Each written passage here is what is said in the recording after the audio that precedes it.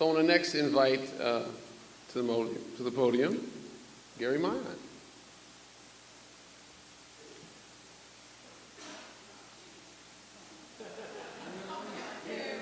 Gary.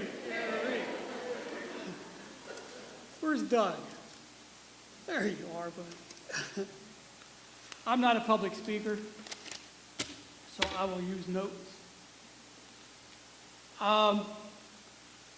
I don't really know where to start because there's no place to stop, all right? But I'm going to start when I first saw Doug Castle. I was dating Judy Castle at the time, and her mother had passed away, and so family and friends were all coming to the funeral parlor to, sorry about this, to pay their respects. And it was on that cold December day that I first saw Doug Castle when he walked through the front door of the funeral parlor, and he was wearing a trench coat and a fedora. So I kind of figured he was a private detective. Who is this guy, you know? And so later that evening, I asked Judy who the guy in the fedora was. And she said, well, that's Doug Castle. And that would have been Judy's late husband, Don's brother. Now, I hadn't met him, I had only seen him. So a couple of weeks later, I went to Doug and Liz's house for their annual Christmas party. And that's where I met Doug. And that's where this 20-plus odd year friendship started. I mean, right away. I liked this man. We share a lot of common interests and values. And so Simpson is a huge part of Doug's life.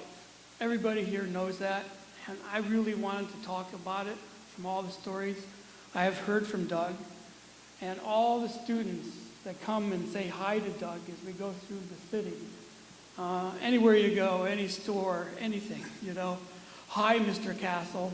But I get it from both sides. Hi, Mrs. Castle. Nobody says hi, Gary. You know, it's always Mr. or Mrs. Castle. And consistent, Judge Payton, is one of the words I used when I was first wanting to talk about Simpson. But Simpson, I'm sure other people will take care of. I want to mention a couple of things that we did together after Doug retired. And he started his new career as a motorcyclist. So the Lakota Indians, Beth, is that correct? Where's Beth? Close enough? Okay, the Lakota Indians had a name for General Custer. I forget what that word is, but the translation has always stayed with me. It's hard ass. And the reason they had that name for General Custer is he had the unique ability to stay in the saddle for day after day after day, chasing after them. Subsequently, hard ass. He's a hard ass. Okay. After one of his epic trips around the continent with Bruce Wyrick, Doug motored into town late one night, and that's when he parked the motorcycle in his driveway, that's when he noticed 992 miles on the odometer for that day. Whew. So he started the motorcycle back up and rode around town to get it to 1,000. True story. Well, Doug was riding all over the continent. I was restoring a 19th century barn. And I was working in the dirt basement of that barn when I heard the motorcycle. And Doug walked through the basement door. It's a dirt floor basement, old bank barn, 19th century. And he walked in, he says, I want to help. You want to help? I said, and he said, yeah. I said, well, how much would you charge? He said, nothing. I said, nobody works for me for nothing. So that's how the conversation went back and forth for a while until I finally relented. And so I gave Doug a pick and a shovel as I needed a trench dug over 85 feet along the side of the north wall in the basement for this drainage system. So I gave him the pick and the shovel, this school principal, and every once in a while I'd turn around from what I was busy doing to see how Doug was doing. Jeez, it was like a human backhoe. I mean, it's you know, and he's going to finish this project in one day. I couldn't believe it, you know. So it was right then and there that I decided I would be an idiot not to let this guy help me with the barn. And so he did, and we have worked together on and off ever since. We've done a lot of things together. And I think one of the best ways to exercise a friendship is through work. There's something about that connection, that work relationship and friendship.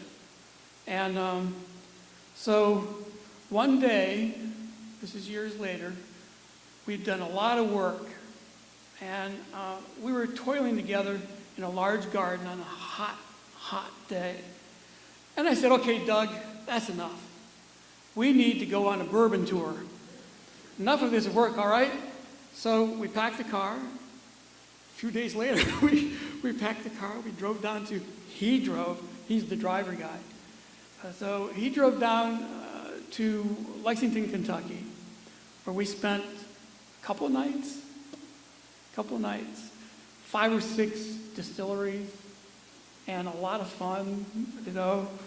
And our first stop of all the distilleries was a place called Buffalo Trace. If anybody goes to Lexington, Kentucky to visit distilleries, go to Buffalo Trace. Don't miss it. It's the oldest continuing operating distillery in the country. And it did not close down during Prohibition because it made whiskey for the government. It's true. It's what the guy told us. Because we were lucky, the day we got there, we were very lucky. Nobody was around, just me and Doug. So the tour guide gave us a tour that everybody else doesn't get. We got to see the guts of the place, all the pipes, all the vats, of this, that, and he explained bourbon making throughout that tour. And there came a time after Prohibition when people started to make whiskey again because they were allowed to. Everybody was calling it bourbon. So bourbon was getting a bad name because people were making lousy crap and calling it bourbon.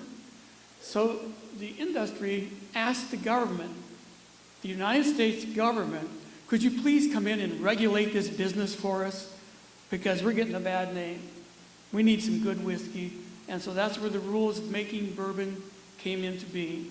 It's a great history. It's a great story. And so anyhow, we left Buffalo Trace, went to a variety of other places, and each and every place we went to, we would taste their offerings. And a lot of distilleries made a variety of different spirits. And so we tasted each and every one of them. They served half shots. I tasted them, Doug drank them. And I'll tell you, I've gone over my time and all that, I know that, but I don't know, good friend, if I had a glass of bourbon, I'd raise it to you right now, buddy. All right.